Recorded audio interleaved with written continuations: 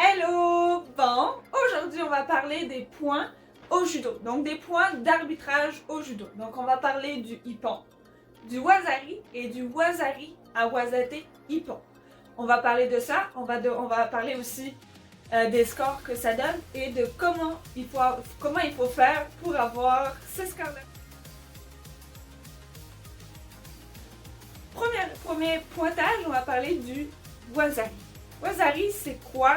Qu'est-ce qu'il faut faire pour un wazari et combien de points je gagne quand je fais un wazari? Bon, un wazari, tout d'abord, pour avoir un wazari, il faut faire une projection puis faire tomber notre foie. Il faut avoir que le uke tombe pas totalement sur le côté parce qu'un côté c'est yuko qui n'existe plus, mais ça va être sur le côté avec l'épaule qui va toucher sur le tatami. Mais par contre, l'épaule doit être à l'intérieur, non à l'extérieur. Donc imaginons que là, ici, j'ai mon plancher. Donc, il faut que je tombe l'épaule à l'intérieur et non l'épaule à l'extérieur. Il faut que mon épaule elle soit à l'intérieur pour que j'aie mon wazari. Un wazari, c'est combien de points? Un wazari, c'est 10 points. Mais, il faut savoir qu'avec 2 wazari, on gagne notre combat. Donc, avec un 20 points, on peut gagner notre combat.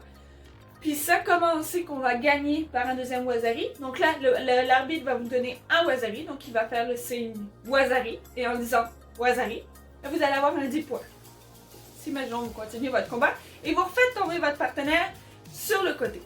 Là, vous allez avoir un autre point. L'arbitre va pas seulement dire wazari, il va le dire wazari à wazate ippon soremade. Donc là, vous allez avoir gagné votre combat avec 2 wazari. Bon, le ippon maintenant. Le ippon, comment on fait pour savoir si c'est un ippon ou non? Bon, le ippon c'est très simple, on pense toujours que c'est toujours sur le dos, boum, sur le dos, c'est ippon. Non, mais il y a bien des détails au ippon. Le ippon, il doit être rapide, il doit être contrôlé, puis il faut qu'il ait de l'impact. Ça veut dire que rapide, contrôlé, boum, sur le dos, vraiment c'est le dos qui touche. Il faut toujours que le dos il touche. Que ça soit un ippon roulé, que ça soit un ippon roulé, les fesses qui touchent et après le dos il a touché. Ensuite, qu'il soit tombé sur le côté et qu'il aille roulé sur les épaules, c'est un ippon, ou encore en diagonale, les fesses et après le dos. Et aussi, un petit détail pour le ippon, on voit souvent le pont.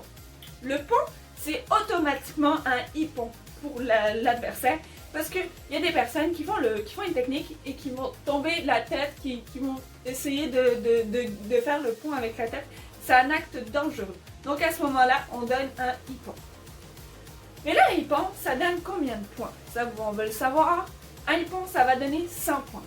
Un ippon, ça finit le combat totalement. Donc l'arbitre va lever la main dans les airs et va crier ippon soremade. J'espère que cette vidéo vous a plu. Si vous avez d'autres questions en commentaire à propos des scores d'arbitrage, ça va nous faire un plaisir d'y répondre. Même si vous avez des vidéos que vous ne savez pas trop si c'est un ippon ou un wazari, ça va nous faire un plaisir de regarder si on est capable de répondre à votre question. On va le faire avec plaisir. Donc, bye bye!